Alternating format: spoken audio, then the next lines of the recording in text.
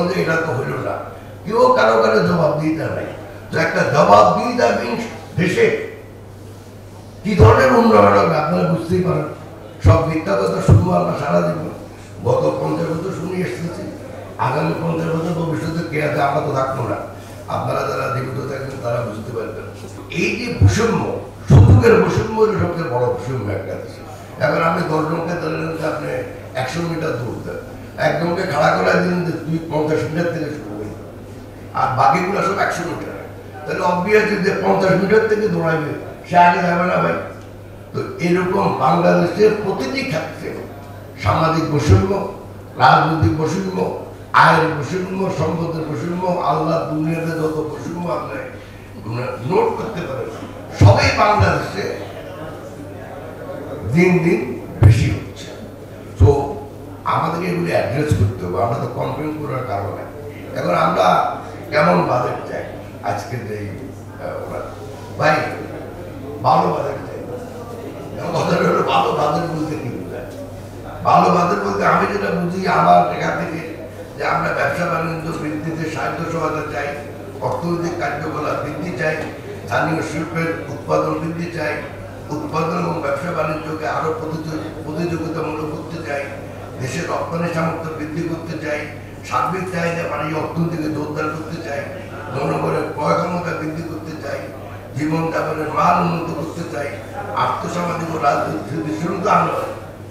একটা রাজস্ব নীতি খুব বড় কাজ করে, যেমন সামাজিক কার্যক্রমের মাধ্যমে আমরা অবকাঠামোর উন্নয়ন চাই, আমরা মূল্যস্ফীতিকে সীমিত করতে চাই। এখন মূল্যস্ফীতি করে যদি বলি, অনেকে বলছে এখানে এখন মূল্যস্ফীতি তো অনেক কারণে হয়, এবার তো দুটা কারণ, একটা হলো হয় ব্যয়ের ধাক্কা, নয় আপনার সাপ্লাই শর্টেজ। এখন প্রবলেমটা দাঁড়ালো যে আপনাকে শুধু মনিটারি পলিসি দিয়া আপনি কি মূল্যস্ফীতি কমাইতে পারবেন? আপনি কন্ট্রাকশনারি বা সংকুচিত মুদ্রানীতি ফলো করতে গিয়া যদি ধরেন এলসি কমছে, বাংলাদেশে অলরেডি এই মুহূর্তে শুধু মূলধন ইম্পোর্ট গত বছর চাইতে এবছর 25% কমে গেছে। আর এই যে মূলধনী যন্ত্রপাতিতে কমে গেল, এটা দায়িত্ব জনগণকে বহন করতে হবে আগামী 10 বছর। বিকজ এই মূলধনী যন্ত্রপাতির উপর নির্ভর করে দেশের বিনিয়োগের উপর নির্ভর করে কর্মসংস্থান যদি না হয়, হবে সামাজিক বিশৃঙ্খলা। ওই একটু আগে আমরা বলতেছিলেন যে যত শিক্ষিত তত বেশি বেকার। তো আমরা কিন্তু বেকারের কারখানা ভুগতেছি নাকি? উৎপাদন করলে তো ভালো। এখন আমরা বড় বড় ইউনিভার্সিটি শিক্ষাখাতে অনেক টাকা খরচ করতে চাই, তো আমরা তো বেকারের কারখানা খুলতেছি এখানে। তো আমরা চাই যে শিক্ষাখাতে অবশ্যই সামাজিক শিক্ষা, স্বাস্থ্য এগুলিতে আমাদের বরাদ্দ বাড়ো, কিন্তু কত হলো সেই শিক্ষা ব্যবস্থাটা তো জনগণ যেই শিক্ষা ব্যবস্থার দ্বারা উপকৃত হবে, সমাজ উপকৃত হবে, সেই ধরনের ব্যবস্থা তো লাগবে। আমি শিক্ষা দিচ্ছি একটা, আমার দরকার এইটা করলে তো কোনো লাভ নেই। যাই হোক, আমি একটু আসি সামান্য। আমি যদি গত 2-3 বছরের অবস্থা দেখি, এখানে অনেকে কথাগুলো বলছে। বাংলাদেশের সিভিয়ার পভার্টি বা চরম দারিদ্রতা গত বছর প্রায় 23% বেড়ে গেছে। বাংলাদেশের ক্যাপিটাল মেশিনারি একটু আগে বললাম 24% আমদানি কমে গেছে। বাংলাদেশের আনএমপ্লয়মেন্ট যেটা গত পরশুনা কোন দিন পেপারে দেখলাম, যেটা হিসাব কেমন করে আল্লাহ জানে কি হিসাবে যে আনএমপ্লয়মেন্ট ধরে, এটা বাংলাদেশে যদি একটা অর্গানাইজেশনকে আমি বিশ্বাস করে না, সেটা হলো আমাদের এই বিবিএস। এটা হলো একটা মিথ্যা তথ্য উৎপাদনের কারখানা, মানে অনিচ্ছাকৃত বা ইচ্ছাকৃত। এখন বলতে আনএমপ্লয়মেন্ট যেন 3.34%, এখন এবছর হইতে কিন্তু 4.63%। আরে ভাই, রাস্তা বাইরে তো সব জায়গায় বেকার হচ্ছে, ওগুলি হিসাব করলে তো হয়ে যাবে 10%। কি হিসাব করে আল্লাহ জানে। আচ্ছা, তারপরে আপনি আসেন আমাদের এই সেভিংস, আমাদের জাতীয় সঞ্চয় কমে যাচ্ছে, যেটা 29% ছিল, কমে এখন 26% নামিয়ে আসছে। একটা দেশে যদি সঞ্চয় কমে যায়, সে দেশের বিনিয়োগটা প্রত্যেকে আসবে। সাধারণ নিয়মে বিশ্বব্যাপী বিনিয়োগের শতকরা 96% আসে নিজস্ব সঞ্চয় থেকে। তো একটা দেশে যদি সঞ্চয় কমে যায় তাহলে বিনিয়োগটা কোত্থেকে আসবে?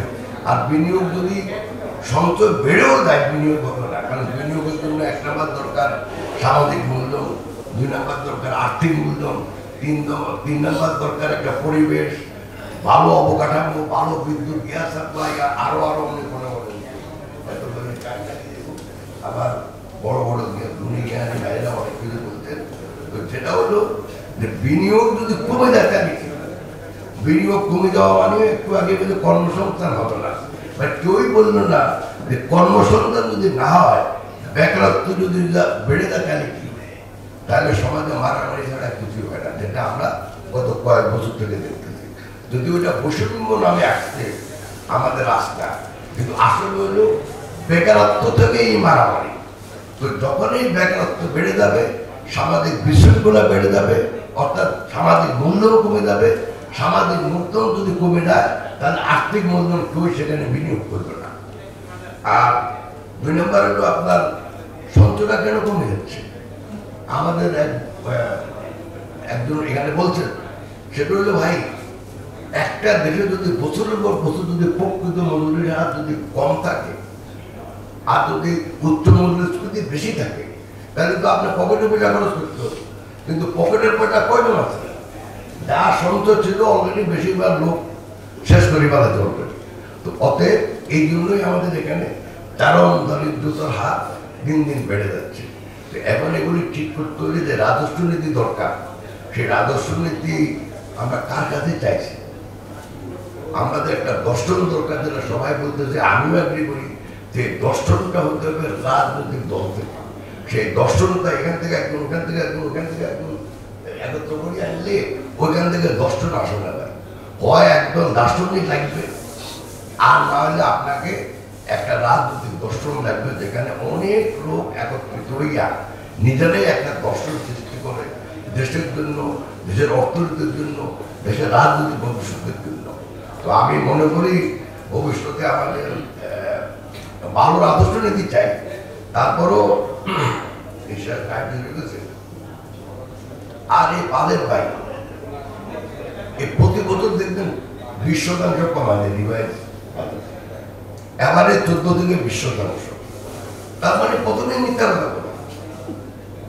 আর রাজস্ব আয় তো আরো কমে, রাজস্ব আয় যেটা দেখাবে তার থেকে আরো বেশি কমে, কারণ বছরের থেকে হিসাব কেমনে মিলে এটু আমি বুঝি না। আমরা বারবার বলতেছি ভাই এটার জন্য একটা আইন বানান। একটু আগে বলতো তামিম ভাই, মনে না কি বলছে যে পৃথিবীর বহু দেশে একটা আইন আছে কল ফিসক্যাল রেসপন্সিবিলিটি অ্যাক্ট, অর্থাৎ